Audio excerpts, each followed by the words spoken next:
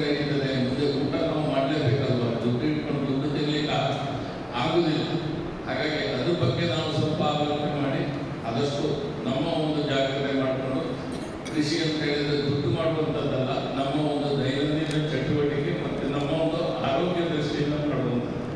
ಯಾಕಂದರೆ ನಮಗೆ ಬೇಕಾದ ತರಕಾರಿ, ನಮಗೆ ಬೇಕಾದಂಥ ತೆಂಗಿನಕಾಯಿ ಇರ್ಬೋದು, ಅಡಿಕೆ ಇರ್ಬೋದು, ತರಕಾರಿ ಇರ್ಬೋದು, ದವಸ ಧಾನ್ಯ, ಅದನ್ನು ನಾವು ಬೆಳೆಸ್ಕೊಂಡು ನಮ್ಮ ಮನೆಯಲ್ಲೂ ನಾವು ಊಟ ಮಾಡಿದರೆ ಒಂದು ಸಿಕ್ಕುವಂಥ ಸಂತೃಪ್ತಿ ಬೇರೆ ಇದರಲ್ಲಿ ಸಿಕ್ಕುವುದಿಲ್ಲ.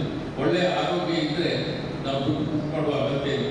ಬೇರೆ ಸಂಪಾದನೆ ಮಾಡಿದರೆ ಅಷ್ಟೇ ಎಕ್ಸ್ಟ್ರಾ ಖರ್ಚು ಬರ್ತದೆ. ನಮ್ಮ ಒಂದು ದಿವಸ ಚೆನ್ನಾಗಿ ಹೋಗಬೇಕು. ಮತ್ತು ಮನೆಯಲ್ಲಿ ದನ ಕಟ್ಕೊಂಡ್ರೆ ಬೆಳಿಗ್ಗೆ ಬೇಗ ಏಳಲೇಬೇಕಾಗುತ್ತೆ. ಅದೊಂದು ಆರೋಗ್ಯಕ್ಕೆ ಒಳ್ಳೆಯದು.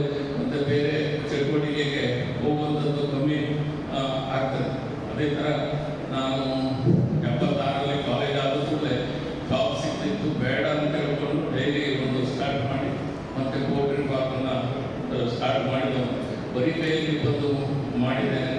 ಯಾಕಂದರೆ ಹತ್ರ ಮದುವೆ ಆಗೋವರೆಗೆ ಡೈರಿಯಲ್ಲೇ ಅಲ್ಲೇ ಮಲಗಿ ಅಲ್ಲೇ ಕೂತು 14 ಜನರನ್ನು ಕರೆದು ಒದ್ದಾಟ ಮಾಡಿದ್ದೇನೆ. ಆದರೆ ಆವಾಗ ಒದ್ದಾಟಂತ ಕಾಣಲಿಲ್ಲ, ಒಂದು ಚಾಲದಲ್ಲಿ ಮಾಡಿದ್ದೇನೆ. ಮತ್ತು ನನ್ನ ಮಿಸಸ್ಸು ಅದನ್ನು ಕಂಟಿನ್ಯೂ ಮಾಡ್ಕೊಂಡು ಹೋದ್ರು.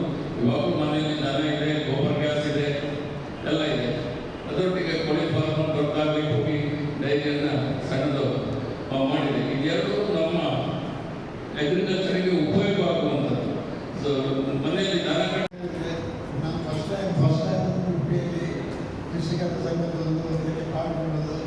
ಆದರೆ ನಾನು ಸಹ ಒಂದು 15 ವರ್ಷದಲ್ಲಿ ಒಂದು ಭಾರಿ ಇಂಟ್ರೆಸ್ಟಲ್ಲಿ ಒಂದು 15 ಎಕರೆ ಜಾಗದಲ್ಲಿ ನಮ್ಮ ಮನೆ ಪಕ್ಕದಲ್ಲಿ ಕೃಷಿ ಮಾಡಬೇಕಂತ ನಾವು ಲೆಕ್ಕದಿಂದ ಖರ್ಚು ಒಂದು 10 ಎಕರೆಯಲ್ಲಿ ಬಾಳೆ ಗಿಡ ಹಾಕಿದ್ದೆ. ಆದರೂ ನಾನು ಬಾಳೆ ಗಿಡ ಫಸ್ಟ್ ಆಗೋದು ತುಂಬ ಒಳ್ಳೆಯದಾಗಿ ಕಾಣ್ತಾ ಇತ್ತು. ಆದರೆ ಅದು ಕರೆಕ್ಟ್ ಇದಾಗುವಾಗ ಅದನ್ನು ಸರಿಯಾಗಿ ಬೀಳಲಿಲ್ಲ. ಮತ್ತು ಹಾಗೆ ಸ್ವಲ್ಪ ಮೂಲಂಗಿ, ಬೀನ್ಸ್ ಒಂದು 15 ಹಾಕಿತ್ತು. ಅದು ನಮಗೆ ಸೇಲ್ ಮಾಡಲಿಕ್ಕೆ ರೇಟ್ ಇರಲಿಲ್ಲ. 1-2 ವರ್ಷ ಮಾಡಿಬಿಟ್ಟು ಮತ್ತೆ ನಾವು ಅದನ್ನು ಕಂಟಿನ್ಯೂ ಮಾಡಲಿಕ್ಕೆ ಆಗಿಲ್ಲ. ಹಾಗೆಯೇ ಎಲ್ಲರಿಗೂ ನಾನು ಏನು ಹೇಳೋದಂತ ಹೇಳಿದರೆ, ನಿಮ್ಮ ನಾಡಿನ ಸಮಾವೇಶ ಒಳ್ಳೆಯ ರೀತಿಯಲ್ಲಿ ನಡೆಯಲಿ. ಹಾಗೆ ನಮ್ಮ ಈ ವಿಜ್ಞಾನ ಮಂದಿರದ ಯಾವಾಗ ನಿಮಗೆ ಏನಾದರೂ ಇಲ್ಲಿ ಮೀಟಿಂಗ್ ಏನಾದರೂ ಮಾಡಬೇಕಿದ್ರೆ ನಾನು ಇಲ್ಲಿ ನಮ್ಮ ಪದಾಧಿಕಾರಿಗಳಿಗೆ ಹೇಳ್ತೇನೆ. ಇಲ್ಲಿ ಇದು ಯಾವಾಗಲೂ ನೀವು ಕೃಷಿಕರು ಇದನ್ನು ಯೂಸ್ ಮಾಡ್ಬೋದು. ಯಾವ ಟೈಮಲ್ಲಿ ಬಂದರೂ ಹೇಳಿದ್ರು ನಾನು ಅವ್ರಿಗೆ ಹೇಳ್ತೇನೆ. ಸೆಂಟ್ರಲ್ಲಿ ಬೀಳ್ತದೆ, ಎಲ್ಲರಿಗೂ ಪ್ರಯೋಜನ ಬೀಳ್ತದೆ. ಇದು ನಮ್ಮದು ಆಧ್ಯಾತ್ಮಿಕ ಮಾತ್ರ ಅಲ್ಲ, ಸ್ವಲ್ಪ ನಮ್ಮ ಮಂದಿರ ಜಾಸ್ತಿ ಕೃಷಿಕರ ಒಟ್ಟಿಗೆ ಸಹ ಖಂಡಿತ ಸಹಭಾಗಿತ್ವದಲ್ಲಿ ಒಳ್ಳೆಯ ರೀತಿಯಲ್ಲಿ ಮಾಡಲಿ.